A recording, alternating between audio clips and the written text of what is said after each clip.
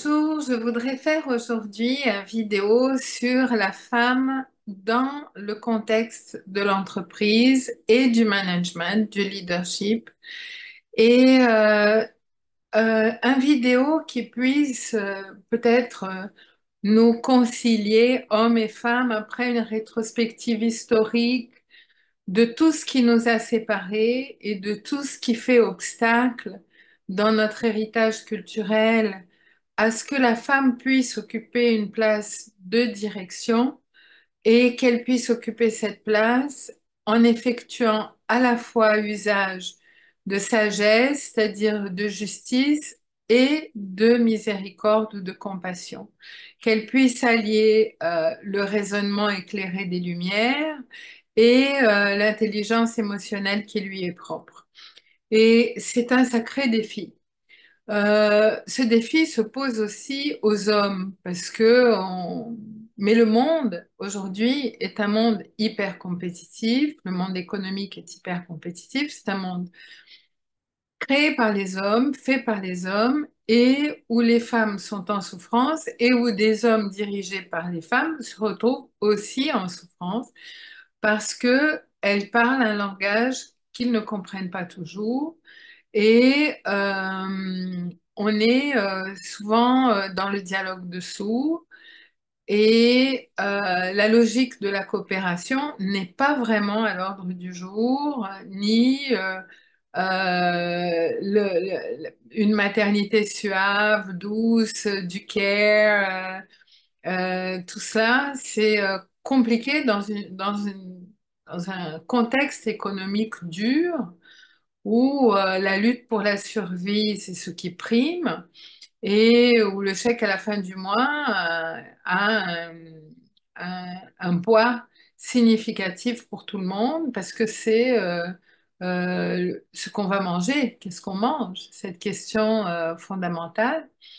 Donc, et les femmes arrivent avec une sensibilité, parfois une douceur qui ne sont pas forcément appropriées et elles peuvent se convertir dans des dames de fer et ce qui aussi va être très déstabilisant pour les hommes et pour les femmes qui sont gouvernés par une telle femme. Donc, que faire? Quel est le chemin? Euh, J'ai commencé un travail sur la femme et la pensée il y a très longtemps, inspiré par Marc William de Bono dans sa revue Plastir. Le travail est consultable, La femme et la pensée vers une identité transculturelle, euh, dans un numéro de la revue Plastir assez ancien par Mariana Thiriot-Loiset. Donc, j'ai continué cette réflexion et je vais vous faire un partage. Je vous demande un peu de patience. C'est une réflexion longue. Peut-être vous pouvez la voir par bout. Prenez votre temps. Je me suis beaucoup documentée. Donc, je ne vais pas m'imposer une limite de temps. Et je vais essayer de poser le problème et de dresser quelques pistes de solutions. Donc, j'ai commencé par un partage d'écran.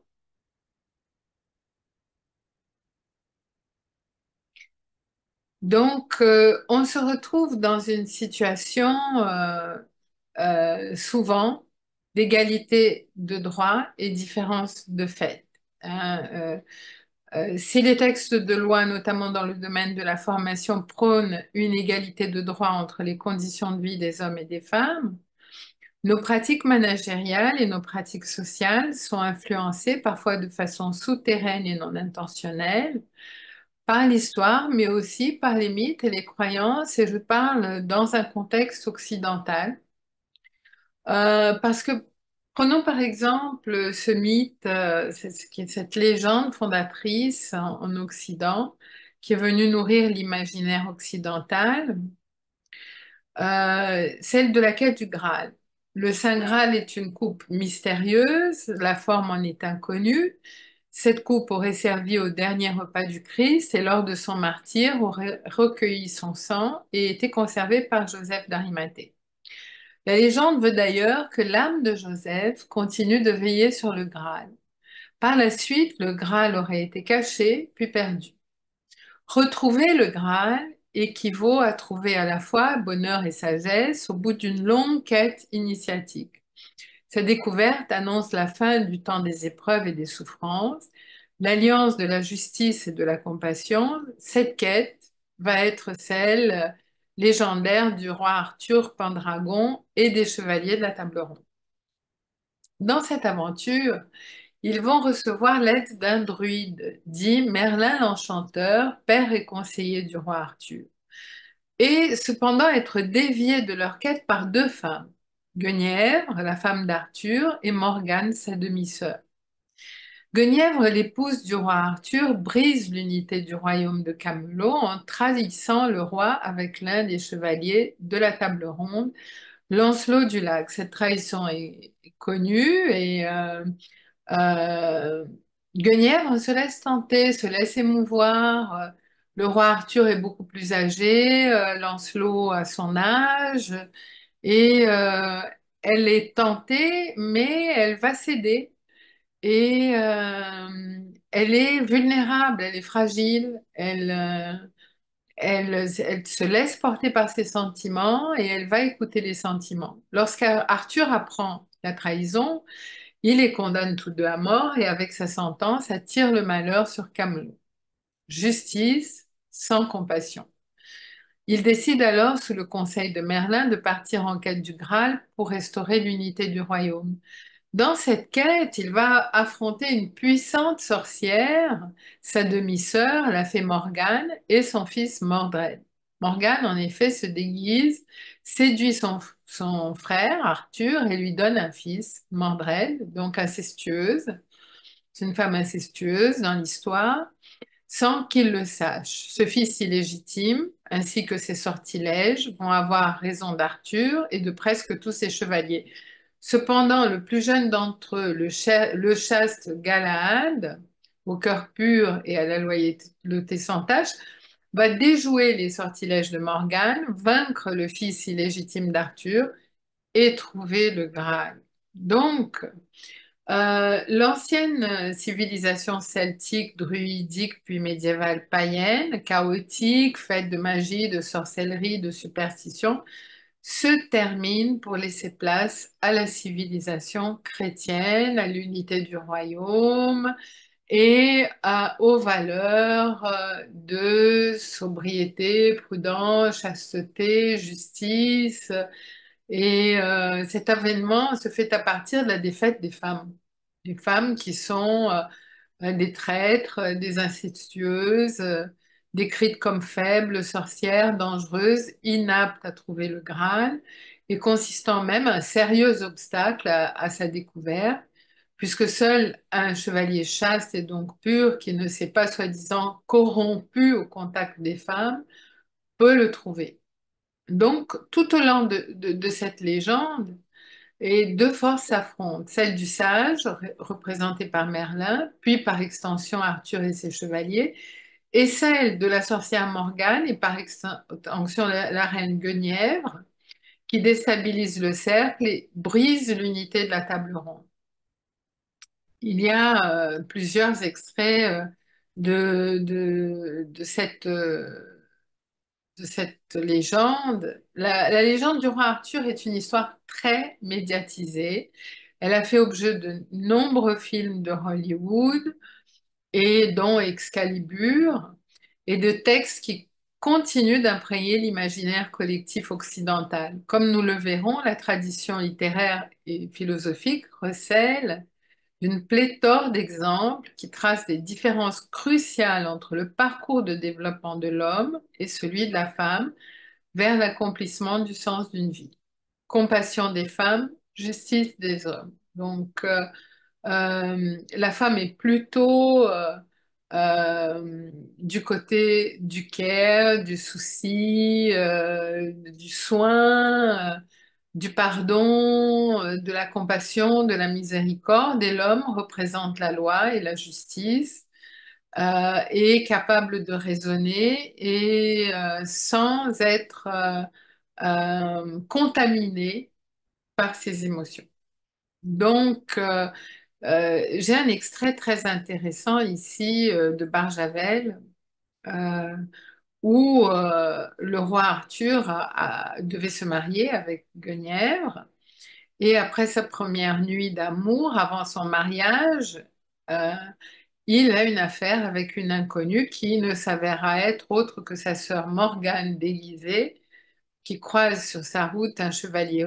Il passe la nuit et puis en rentrant, il croise un chevalier rouge sur sa route et qui le provoque en duel. Garde-toi, Arthur. Arthur commença de tirer son épée marmiadoise, mais la renfonça dans son fourreau, ne voulant pas s'armer contre un adversaire sans armes, et qui lui paraissait fou. Pour éviter une collision, il fit faire un écart à son cheval, mais le chevalier rouge, en passant près de lui comme la foudre, le frappa d'un tel coup de poing à la poitrine qu'il fut projeté par-dessus la croupe de sa monture et se trouva étendu sur le dos, la tête ébranlée et les poumons vidés par le choc. Son adversaire avait sauté à terre, bourré de coups de pied, en criant «Défends-toi, roi Arthur, arme-toi, te laisseras-tu rosser comme un porcher?» Arthur se relève d'un bond, court à son cheval d'un seul geste, tire Excalibur et en frappe au cou le chevalier rouge qui l'avait suivi. Le coup aurait dû lui faire voler la tête. Mais l'homme avait saisi la lame tranchante à pleine main, arraché l'épée à Arthur et l'a projetée contre un arbre dans lequel elle se planta en chantant. Stupéfait, un instant immobile, Arthur se jette avec ses deux poings nus contre son adversaire. Celui-ci le repousse comme une plume et une fois de plus, il frappa le sol de son dos. L'homme lui mit un pied sur la poitrine et il sembla à Arthur qu'il était écrasé sous le poids d'une montagne. Tu étais plus vaillant la nuit dernière, dit le chevalier rouge. Il ôta son pied. Arthur ne bougea plus, sachant maintenant qu'il n'avait pas affaire à un adversaire ordinaire. Était-ce un ange guerrier envoyé par Dieu pour le punir? Son cœur tremblait. Et toi, qui es-tu? Es-tu un roi ou un chien qui se laisse entraîner par le premier élan du dard qui lui pointe au ventre? Que peut-on faire de toi si c'est ton ventre qui commande? Il y eut un court silence, puis le chevalier rouge soupira et répéta à voix basse avec, semblait-il, une grande tristesse. Que peut-on faire de toi? Il remonta sur son cheval, repartit au pas dans la direction d'où il était venu et disparut dans le vallon d'où il était sorti. Donc Arthur fut profondément ébranlé par cette rencontre et le chevalier rouge n'était autre que Merlin et il a voulu donner une leçon à Arthur. Ben, on voit très bien dans cet extrait comment le rapport physique aux femmes est assimilé à une faiblesse et également comment le sujet doit se construire en réfrénant ses instincts et tout ce qui a trait au corps de façon assez dualiste. Ce qui vient du corps m'avilit et ce qui a trait à l'esprit me délivre. Bon, et les femmes représentent ici ce qui a trait au corps. Donc, ce sont des représentations très binaires, très dualistes, très blanc ou noir, et, mais nous en avons hérité et ce sont encore des représentations d'actualité dans de nombreuses situations sociales qui sont très difficilement transformables car elles traduisent bien souvent la présence de l'inconscient collectif et de ses contenus imaginaires. Le corps siège du mal, l'esprit siège du bien. La souffrance comme valeur d'élaboration de soi vont se faire sentir dans les choix des idoles d'un peuple, ses préférences pour le masculin, notamment dans la représentation de Dieu, le Père, ses goûts, le rejet du féminin, de la mère, ou sa réduction à un objet, ses accusations et aversions, bref, ses désirs qui tendent vers le juste et méprise cette miséricorde féminine, cette faiblesse féminine. La femme est vue comme faible, comme incestueuse, comme séductrice, comme menant l'homme à sa perte. Donc, est-ce que c'est cela l'héritage que nous voulons laisser aux jeunes femmes aujourd'hui? Donc, reprenons. Nous étudierons également dans ce texte de quelle manière nous pourrons rompre avec les modèles dualistes, binaires, construits au long de l'histoire, encore imposés de nos jours aux jeunes femmes et aux jeunes hommes par la société de consommation et les médias qui les figent dans des rôles qui constituent un héritage socioculturel plutôt que le résultat d'une démonstration réfléchie.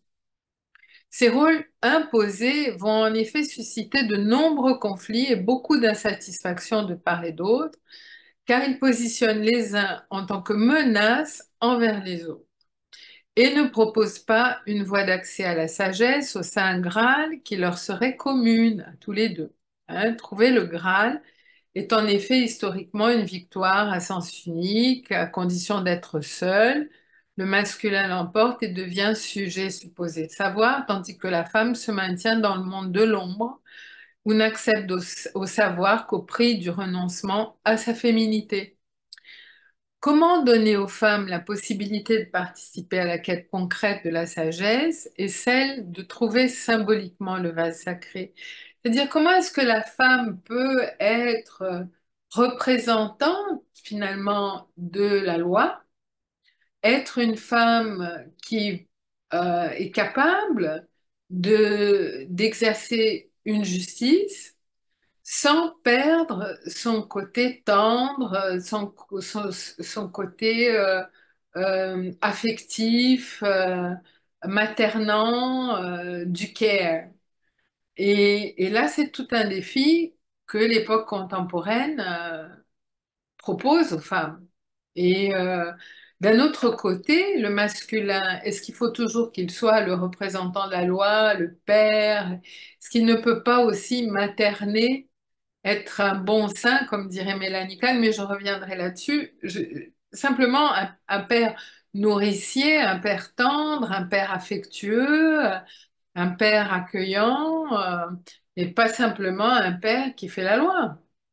Donc, c'est ce que le 21e siècle nous dévoile comme défi, comme possibilité euh, d'enrichissement, non pas de perte des rôles des uns et des autres, ni de dissolution de la fonction paternelle dans un espèce de care mièvreux, ni l'accès à la femme au rang de Iron Lady, mais de dame de fer, mais vraiment d'essayer de trouver une zone grise où les rôles seraient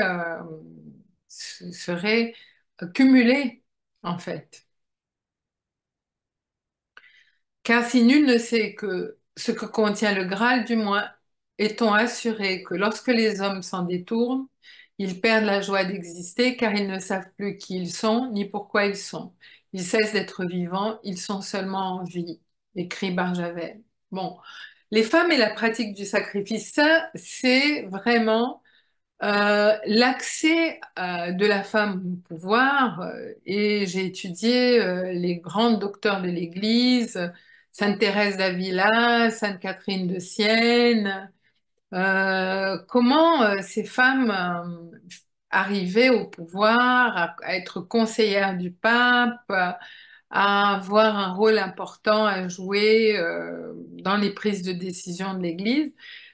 Mais c'était des femmes qui niaient complètement leur féminité, qui niaient leur sexualité et qui développaient leur matière grise, en fait, hein, mais au prix du mépris du corps. Et nous avons un personnage très connu aussi qui est dans cette même veine stoïcienne. C'est Antigone. Antigone qui va préférer être enterrée vivante plutôt que de renoncer à enterrer son frère. Donc, on a une lignée de femmes martyrs, héroïnes, qui sont en fait combatives, sont des femmes qui se battent, mais au mépris de leur corps, de leur féminité, de leur sensualité, en mettant, en plaçant les valeurs exactement comme les hommes, comme les stoïciens, les valeurs au-dessus de la vie humaine. C'est-à-dire en étant capable de mourir pour leurs valeurs. Exactement comme Socrate qui a bu la ciguë plutôt que d'avouer qu'il savait, lui qui savait qu'il ne savait rien. Donc, on a des femmes martyrs, des femmes sacrifiées. Et ces femmes sacrifiées, stoïques, vont constituer les premiers modèles de femmes sujets. Et elles vont hériter du chemin masculin et vont haïr leur corps de la même façon que l'homme méprise ses passions, ses pulsions, pour édifier son raisonnement et contrôler ses émotions. Donc, on est toujours dans le dualisme. Et puis, on a les femmes cachées, celles qui sont restées féminines, celles qui sont restées femmes. Mais à ce moment-là, celles qui sont restées femmes euh, ont été associées à Ève, à la première femme. Ce sont des femmes qui ont la beauté, l'intelligence, mais elles sont vues comme le mal. Par exemple, Manon Lescaut, la perfide Manon, la dame aux camélias, Nana, ce sont les grandes prostituées de l'histoire de la littérature. Donc, elles assument leur féminité, leur intelligence, mais elles représentent pour l'homme la perdition. Donc, les hommes s'en méfient. Et dans les grands romans, ceux qui suivent ces femmes belles, intelligentes et mauvaises vont se perdre dans les jeux, les dettes et la drogue. Donc, ce sont des femmes qu'on voit aujourd'hui dans les outdoors. On voit ces femmes hyper sexualisées, avec des bottes noires, des super décolletés, des hauts talons, mais dans la ligne du sois belle et tais-toi, et qui ont gardé leur féminité, qui ont gardé leur séduction,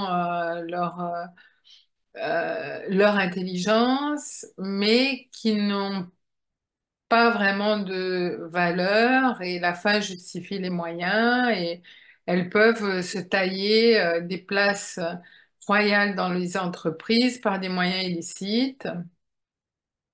Et aujourd'hui, on voit même des hommes aussi séduire des cadres pour arriver à des postes. Donc, on est là dans une espèce de réaction contre ces femmes jansénistes, stoïques, qui nient leur sexualité. On a des femmes qui affichent leur sexualité, mais qui ne sont pas toujours euh, conscientes de la possibilité de vivre en justice et en miséricorde. On vit simplement là une sorte de revanche, une sorte de revanche. Et vous voyez donc, toutes ces positions sont pas tenables à long terme. L'une parce qu'elle nie le corps, ce sont les grandes anorexiques, et les autres parce qu'elles nient les valeurs et qu'elles tendent à à la dérive vers la drogue, l'alcool, les jeux, etc. Donc, elles vont nier les valeurs.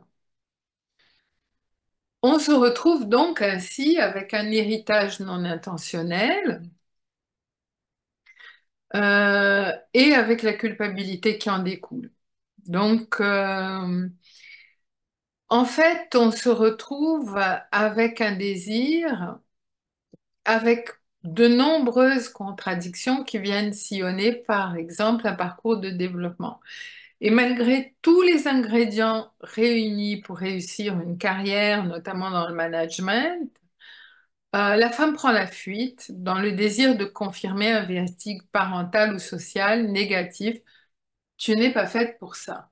C'est pas ta place, c'est un monde d'hommes. Qu'est-ce que tu vas te mettre à faire un doctorat, diriger une entreprise, etc. Donc, j'ai un vieux souvenir qui me remonte à la surface. Je venais de terminer des planches et je vois papa au bout du couloir qui me dit tu n'es pas peintre, tu n'es pas peintre. Donc, comment est-ce que je pouvais accéder au rang d'artiste reconnu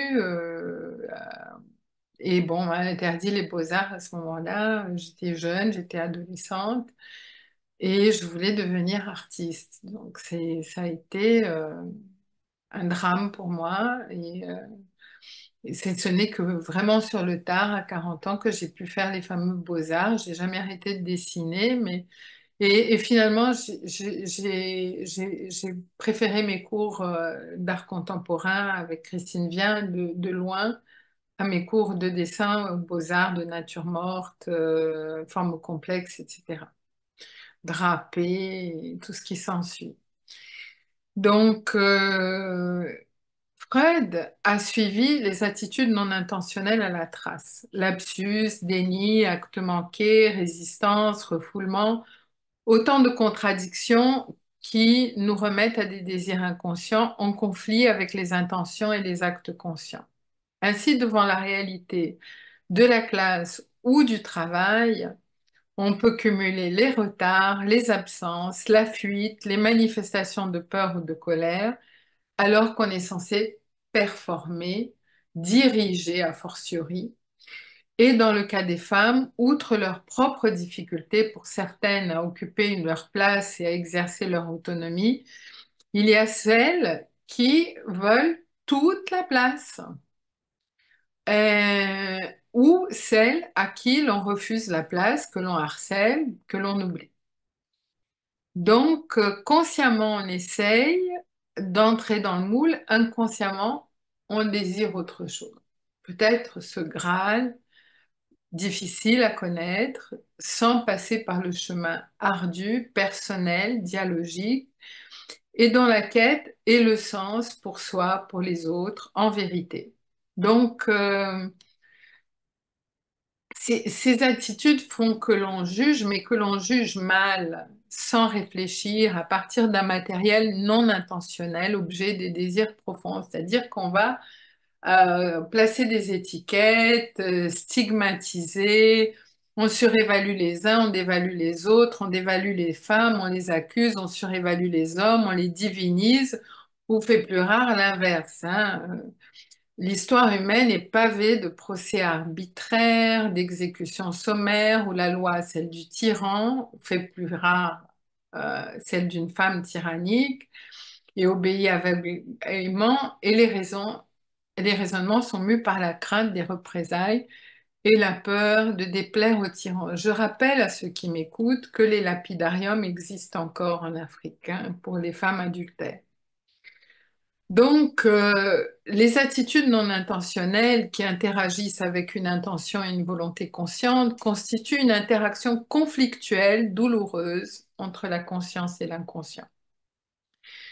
Là où une évaluation sensée devrait avoir lieu, qui permette à chacun de trouver le sens juste, animé de compassion, arrive devant un obstacle, un problème, un jugement, la dévaluation. Je n'arriverai jamais à franchir le pas, à résoudre ou qui au contraire surévalue, il n'y a que moi, l'enfant roi ou l'enfant reine, qui peut y arriver. Ou il n'y a que la mère ou le père tyrannique qui peuvent y parvenir, ou le maître ou la maîtresse tout-puissant. Donc, consciemment, nous voulons nous développer et non intentionnellement, tout va de travers. Ou consciemment, nous voulons favoriser le développement de l'autre et nous aboutissons à un rapport de force. C'est mon chemin contre le tien. C'est par exemple mon chemin d'homme raisonnable contre tes débordements sensibles, féminins et incestueux. Donc, puisqu'elle désire le maître, le père, etc., pour atteindre le pouvoir. Donc, il est très difficile d'agir sur une interaction entre un désir inconscient et une intention et une action consciente. En revanche, on peut agir sur les jugements portés, dont le fondement semble incertain et non intentionnel. Ainsi sont nés face à la tyrannie, la Déclaration des droits de l'homme et de la femme. On peut agir indirectement sur la peur, sur la colère, sur le mépris, sur la jalousie, sur une passion, en agissant sur les jugements qui les portent, sans oublier la douceur, le soin, la prudence. Donc, Paul Ricoeur a longuement travaillé sur ces jugements prima facie, hein, où on dévalue la femme, où on surévalue l'homme. On a, vous savez, la pire ennemie des femmes sont souvent des femmes qui élèvent les hommes, parce que la plupart des professeurs, quand on rentre dans une classe en Occident, en maternelle et en primaire, sont des femmes. Et qu'est-ce qui se passe que ces petits garçons sont machos et dévaluent les femmes ou alors, au contraire, commencent à avoir des problèmes énormes parce que ces femmes de pouvoir les inhibent et ils commencent à avoir des évasions de jeunes garçons de l'école et des suicides masculins, des hommes battus. Donc, on a les deux, hein. On a la femme qui s'efface et qui n'est pas capable de prendre sa place, et on a une femme toute puissante qui est effrayante pour le petit garçon aussi. Donc, comment est-ce qu'on pourrait aller vers une identité transdisciplinaire et quel serait le rôle de la femme dans une situation de management? Donc, je dirais que nous devons travailler à l'alliance de la raison et des émotions, à ce que Michel Maffesoli a appelé une raison sensible. S'il serait une raison plastique, transdisciplinaire, capable de penser et de composer avec la complexité de la vie, faite de sens et de non-sens. C'est-à-dire qu'il nous faudrait acquérir ce que le cerveau a déjà, mais ce que nous avons du mal à mettre à l'épreuve des faits, la plasticité humaine, c'est-à-dire la souplesse de raisonnement, la capacité d'adhérer au contexte, de dialoguer en situation et d'agir avec les deux pôles, la raison et les émotions, et la sexualité aussi, enfin, en prenant tout en compte cet humain avec ses désirs complexes, sa capacité de jugement, mais aussi ses pulsions. Et comment faire? Donc, je dirais que j'ai travaillé trois axes. D'abord, la complexité, en suivant les travaux du professeur Edgar Morin, qui est au CIRED, qui est membre du CIRED, qui a beaucoup travaillé et développé ce concept, notamment dans la méthode. Euh, Ce serait une situation où la femme est sujet plutôt qu'assujettie, mais où elle ne perd pas sa féminité. Donc, c'est un défi pour la femme. C'est un défi où il faudrait qu'elle tienne les deux bouts de, de ce raisonnement, c'est-à-dire qu'elle puisse avoir son rouge à lèvres, son brushing, ses hauts talons, mais qu'elle puisse aussi performer, conduire et qu'elle ait en vue, à l'horizon, euh, un sens de la justice. Et donc, c'est beaucoup lui demander à cette jeune femme. C'est-à-dire qu'on lui demande à la fois de rester femme, à la fois de performer au niveau rationnel et le tout avec en vue à l'horizon des valeurs humaines. C'est beaucoup plus difficile d'éduquer une femme à, à son développement intégral que de la retrancher dans la prostitution, quelle que soit cette prostitution, mais là où il faut qu'elle vende son corps, en fait, pour obtenir ce qu'elle veut, ou de lui demander de devenir une dame de fer et une, une sainte finalement, et de développer tout son potentiel cognitif dans l'ignorance de ses pulsions, de son corps, de son désir et dans la négation de son désir. Donc, il lui faut une identité complexe où elle compose grâce à la raison avec ses émotions, parfois difficiles, non intentionnelles, sans les refouler, car elles ont une histoire et remettent à un passé où elles n'avaient pas de place, où le père, entre guillemets, Dieu le Père, et le mari décidaient jusqu'en 1948 en Occident. Donc, il y a moins d'un siècle, la femme était mineure ad vitam aeternam. Une identité plastique, c'est-à-dire, je pense à Hannah Arendt, Simone de Beauvoir, Simone Weil, toutes ces philosophes qui ont réussi à penser tout en n'étant pas figés dans une place fixe, enfermée, et qui sont mus par un dialogue qui cherche la vérité, un dialogue où les hommes et les femmes peuvent prendre part. Enfin, une identité inclusive, je dirais fuzzy, tierce, euh, c'est-à-dire qu'il faudrait qu'elle sorte des oppositions binaires. Alors, l'identité féminine était l'homme était sujet, la femme objet, l'homme était actif, la femme passive, l'homme était diurne, la femme nocturne, l'homme représentait bien la femme le mal, l'homme représentait la raison, la femme la folie. Donc, ces identités yin-yang remontent au passé oriental même, hein, où on voit le blanc et le noir, la femme étant le noir et l'homme le blanc. Donc, bien sûr, il y a du noir dans du blanc dans du noir, mais on est quand même le noir. Et on est quand même passif, nocturne, folie, etc. Donc, il faudrait sortir de ces schémas et de ce dessin oriental, en fait, qui nous a profondément influencé, ce dessin du Tao, qui convient beaucoup à mes confrères masculins.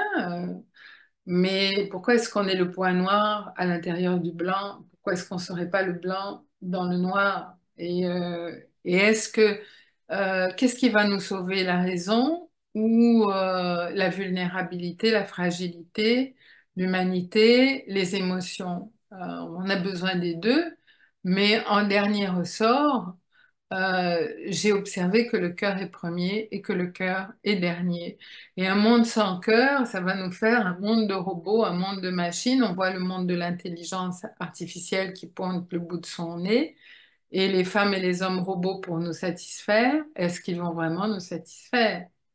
Donc, cette idée transdisciplinaire, complexe, plastique, inclusive, peut permettre à la femme de se reconnaître dans le terrain de la gestion sans avoir à se calquer sur le modèle masculin, et on l'espère à se faire davantage entendre dans les chapelles laïques ou religieuses, car elle a certainement beaucoup de choses intéressantes à dire, cette jeune femme.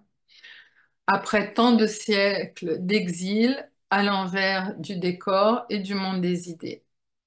Une femme juste, mais aussi miséricordieuse, un homme miséricordieux, mais juste à la fois. Donc, vous voyez, j'avais beaucoup à dire. On est presque à 50 minutes de vidéo. Je vous remercie énormément si vous m'avez suivi jusque-là et si vous m'avez écouté jusqu'au bout. Ce que j'avais à dire peut influencer le monde de la gestion et le monde des entreprises. Et en même temps, on voit à quel point nous sommes devant un grand défi pour les jeunes hommes et pour les jeunes femmes d'intégration d'une identité qui intègre sa part de féminin, sa part de masculin, sa part d'émotion, sa part de raison, et qui est capable d'en jouer de façon plastique pour arriver à un monde où il y ait la justice et la miséricorde, et non pas un monde simplement un peu niais où tout est miséricorde, tout est soin, tout est care, ou un monde complètement désenchanté où on a la justice, mais où on a le bâillon aussi. Donc, est-ce que ce sera possible? Je ne sais pas. Je sais que c'est très exigeant pour les jeunes femmes et pour les jeunes hommes dans le contexte d'un management hyper compétitif, d'une économie hyper compétitive, d'arriver à coopérer ensemble, de travailler ensemble, de se battre ensemble pour des valeurs humaines, sans se dénaturer, sans perdre la force du raisonnement, ni la beauté et le plaisir de la sexualité.